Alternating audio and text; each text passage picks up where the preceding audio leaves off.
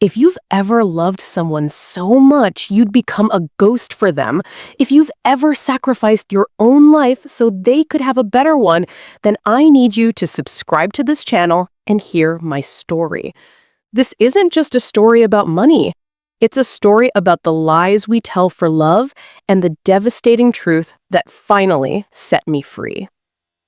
My name is Arthur, and for 20 years, my son, Leo, believed I was a failure. In his eyes, I was Arthur, the handyman, the man who lived in a rusty one-room shack on the edge of town with no running water and a roof that leaked when it rained, the man who fixed neighbors' fences and unclogged drains for cash, who came home with dirt under his nails and a back that ached with a quiet dignity. He never saw me cry. He never saw me break. He only saw the struggle. He never knew that the handyman's worn-out toolbox was a cover. He never knew that the odd jobs were just a performance. The truth was, I was Arthur Wright, the man who invented the Cyclone self-sealing hydraulic valve, a component so critical it's used in every major aerospace and heavy machinery company on the planet. The patent I signed away in a moment of desperation in my 20s was later leveraged into a fortune I never touched, a fortune I watched grow in silent, compound interest, all for him. Why? Because when Leo was 5 years old, his mother, my beloved Sarah, was diagnosed with a rare, aggressive cancer. The medical bills were an avalanche that buried us. We lost our home, we lost our savings, and in the end, we lost her. In the depths of my grief, holding my sobbing son, I made a vow. I would ensure he would never feel that kind of helplessness again. His future would be unshakable, no matter what it cost me. So I created the lie. I told the world the patent sale had been a pittance, long gone. I bought the shack for cash. I became the poor, uneducated laborer. Every single royalty payment, every dividend from the investments I made with that initial sum, it all went into a trust fund for Leo. I lived on the few dollars I earned fixing things, eating simple food, wearing secondhand clothes, while his financial future became a fortress. It was a lonely, grueling performance, but I saw him grow into a strong, compassionate young man, a man who valued hard work, who didn't look down on anyone because he thought he came from nothing. In my eyes, my sacrifice was working. Then he met Chloe. Chloe was like a burst of glittering, sharp sunlight. She was beautiful, yes, but there was a brittleness to her. She came from old money, as they say. Her father, Alistair Croft, was a real estate tycoon, a man whose handshake was a financial transaction. Her mother, Genevieve, was a walking, talking jewelry advertisement. The first time Leo brought her to the shack, I saw it. The barely concealed disgust as she stepped over the worn threshold, the way she held her purse a little tighter as if poverty were contagious. She smiled a thin, polite smile that never reached her cold, calculating eyes. Charmed, Ad said when we were introduced at a later, painfully awkward dinner at a restaurant I couldn't afford. He didn't even extend his hand. He just looked me up and down, taking in my one good shirt, its collar frayed. I fix things, I said, keeping my voice steady. How practical, Genevieve had purred, her smile a razor blade. I saw the way they were sculpting Leo. They paid for him to get an MBA, not because he needed it, but because they needed him to have the right pedigree. They groomed him to work in Alistair's company, to be a polished, acceptable version of a son-in-law. And Leo, blinded by his love for Chloe and the seductive ease of their world, was being remade. The wedding was to be a spectacle. A 600-person affair at the Croft family estate. Leo came to the shack a week before, his face a mess of excitement and guilt. "Dad," he said, not meeting my eyes, "about the wedding. Alistair and Genevieve, they have very specific expectations. They're handling everything. the guest list, the seating chart. I already knew what was coming. "It's okay, son. Just tell me." He took a deep breath. "They think it would be better if you didn't walk me down the aisle. Alistair will do it. He says it's about presentation, about family unity." The words hit me with the force of a physical blow. To be denied the one moment a father dreams of, to be erased from my own son's wedding photo because I didn't fit the presentation? "And where would you like me to be, Leo?" I asked, my voice dangerously calm. He looked at the floor. "You can be there, of course, but maybe you could help the staff. You know, with the sit-up. Keep an eye on things. They'll pay you for your time, of course. It would make you feel useful." Useful. The word echoed in the silence of my shack. My own son was offering me a job as a hired hand at his wedding. I looked at him, at the boy I had raised, the man I had bankrupted my soul to protect, and I saw a stranger, molded by greed. A cold fury, one I hadn't felt in 20 years, began to thaw inside me. The fury of a man who had given too much. I smiled a sad, broken smile. "Of course, Leo. I'll be useful." The day of the wedding, I didn't put on the cheap, ill-fitting tuxedo Leo had rented for me. I put on my cleanest pair of work jeans and a simple, dark button-down shirt. I arrived early, as instructed, and was immediately directed by a harried event planner to the back to help the catering staff unload chairs and tables. I worked alongside the wait staff, my hands calloused from 2 decades of real labor, blending in perfectly. I saw the guests arrive, a river of silk and tailored suits, of laughter that sounded like money clinking. I saw Alistair Croft, resplendent in a morning coat, clapping Leo on the back, presenting him to people like a new acquisition. And I saw my son. He looked happy, and in that moment, a part of me still thought, this is enough. His happiness is enough. The ceremony began.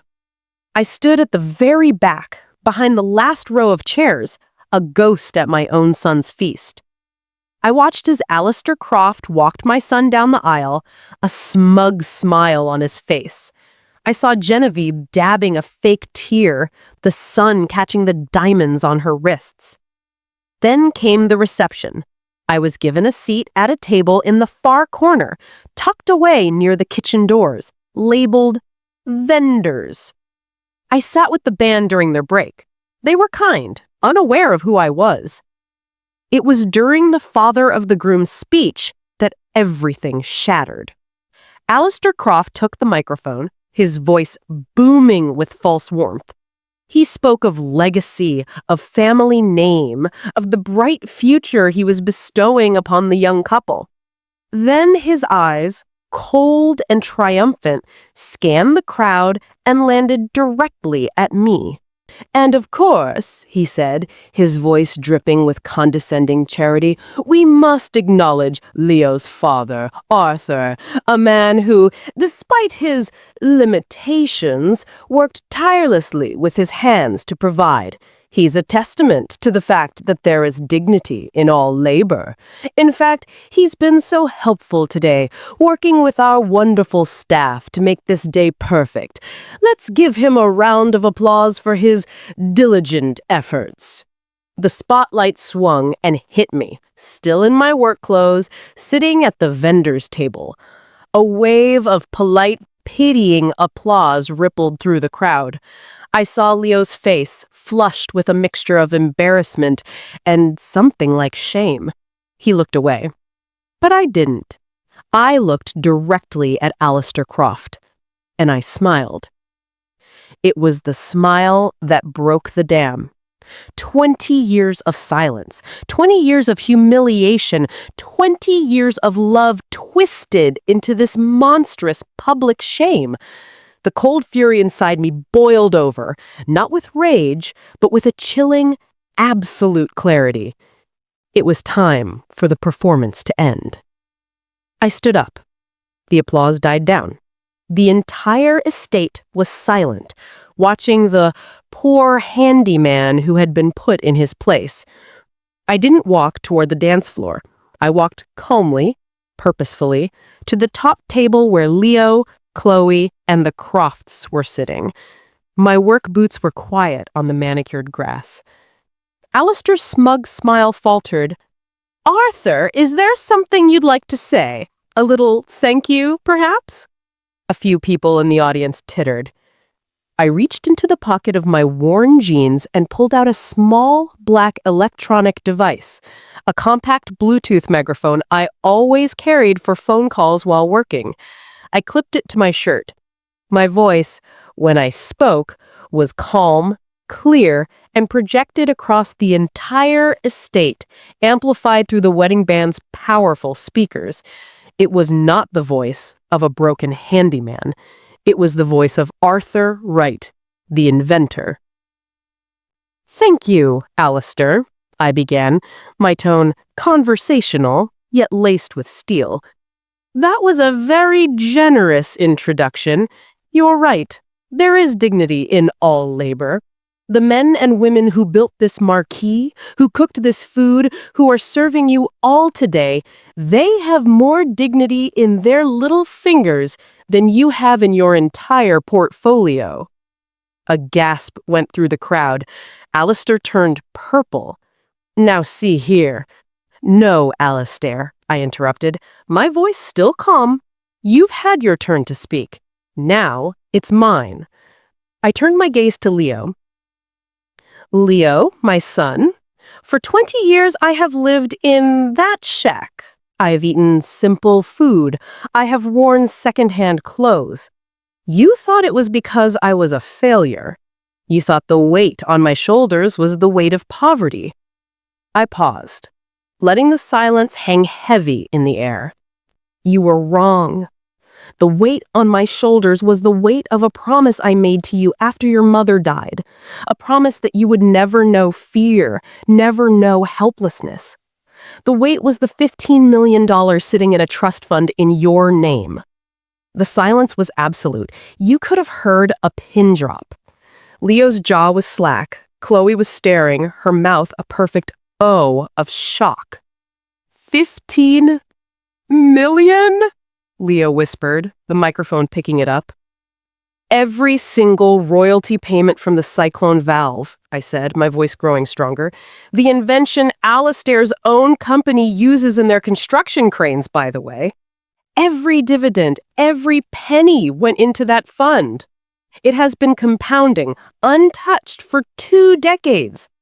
I lived as a poor man so that you, my son, could be rich in the way that truly matters, security. But I was a fool.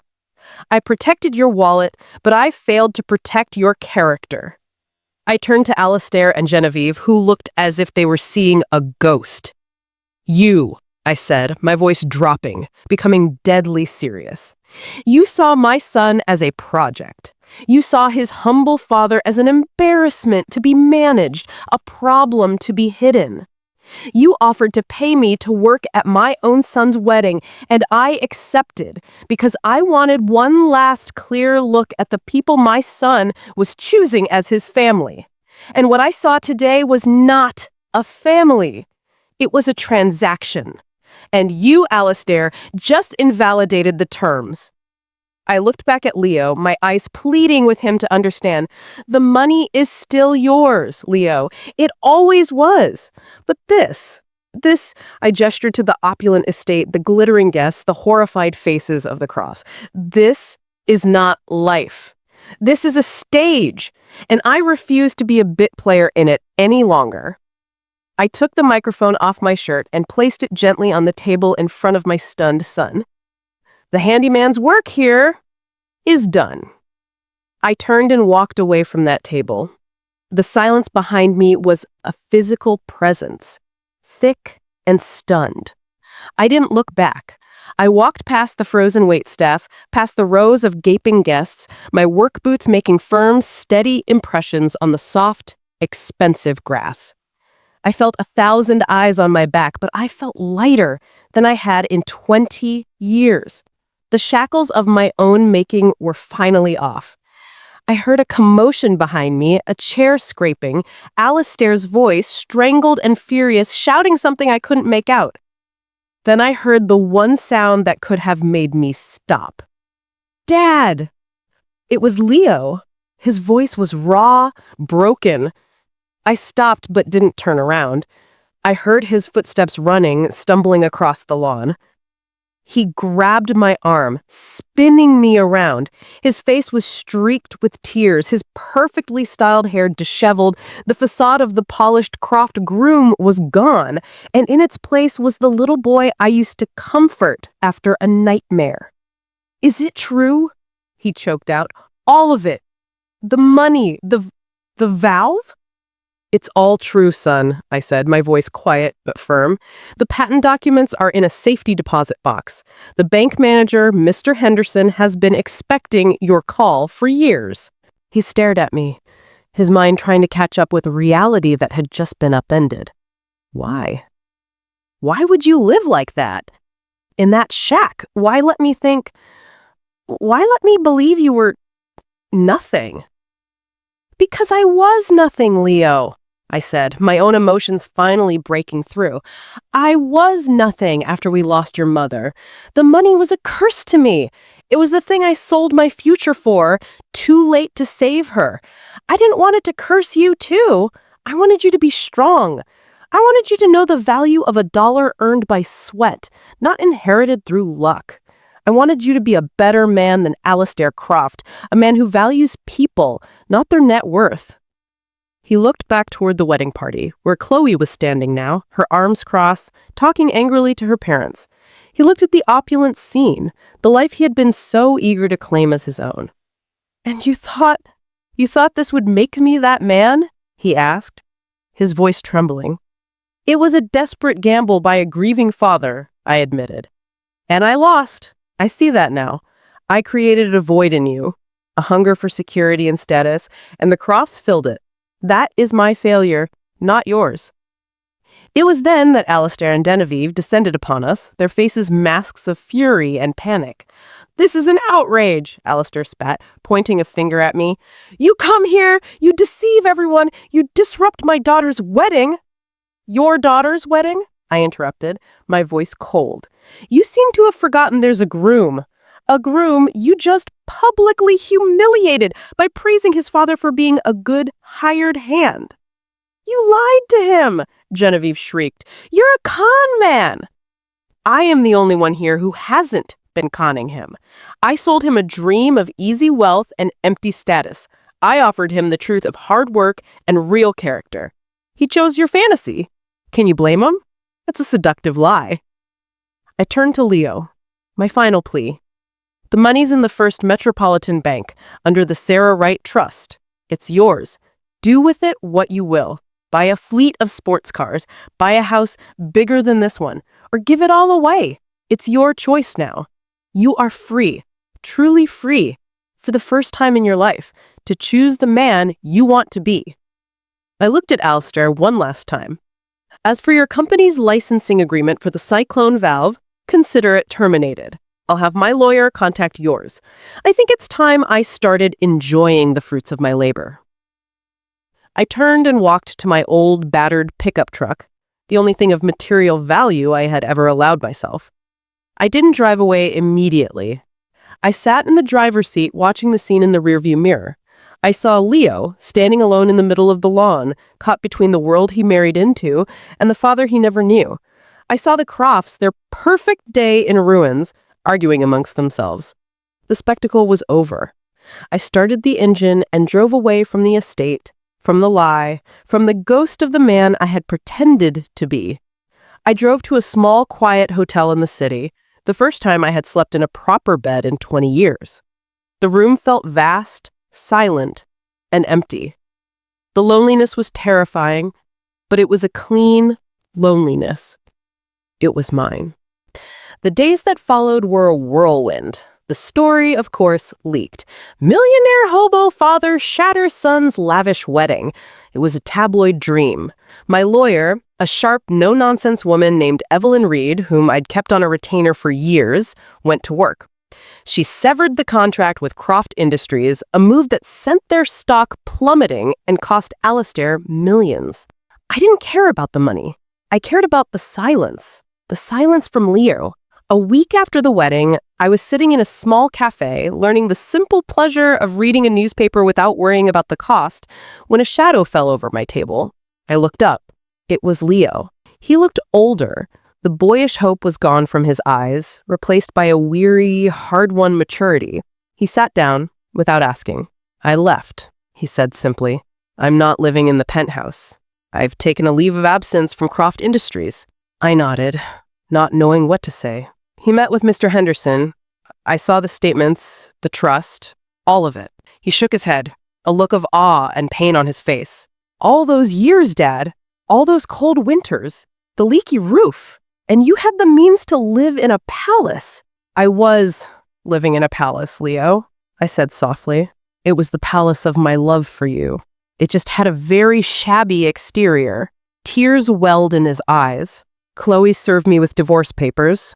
Her father told her to. He said our family was unstable and a liability." "I'm sorry, son," I said, and I meant it. Despite everything, I knew he loved her. "Don't be," he said, his voice hardening. "You were right. It was all a transaction. When the balance sheet didn't look good anymore, they cut their losses." He was silent for a long moment, playing with a sugar packet. "I don't want the money, Dad." "Leo." "No," he said, looking at me with clear, determined eyes. "I mean it. Not like this. I can't. It's tainted. It's soaked in your sacrifice, in Mom's memory, in all my stupid, blind ignorance. I need to earn my own way. For real this time. Not as Alistair's protege and not as your heir. As Leo. Just Leo." Pride, fierce and overwhelming, swelled in my chest. This was the man I had hoped he would become, the man who emerged from the wreckage of the lie. "We can put it in a foundation," I suggested. "In your mother's name, to help families dealing with cancer, so no one has to make the choice I did." He nodded, a genuine smile touching his lips for the first time. Yes, Mom would have liked that. We talked for hours that day. We talked about his mother, about the real stories behind my odd jobs, about his dreams, separate from the Crofts. It was the first real conversation we'd had since he was a teenager. That was a year ago. The shack is gone now. I had it bulldozed.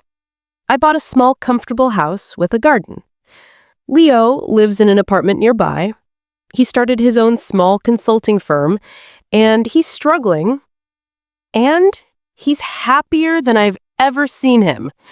We have dinner every Sunday. We talk. We are slowly, painstakingly building a real relationship. One based not on a lie, but on a painful, shared truth. Alistair Croft's company never recovered from the loss of the Cyclone valve license. I heard he had to sell the estate. I don't take pleasure in his downfall, only in my own freedom. I tell you this story because I want you to understand the true cost of love and the danger of sacrifice that goes too far.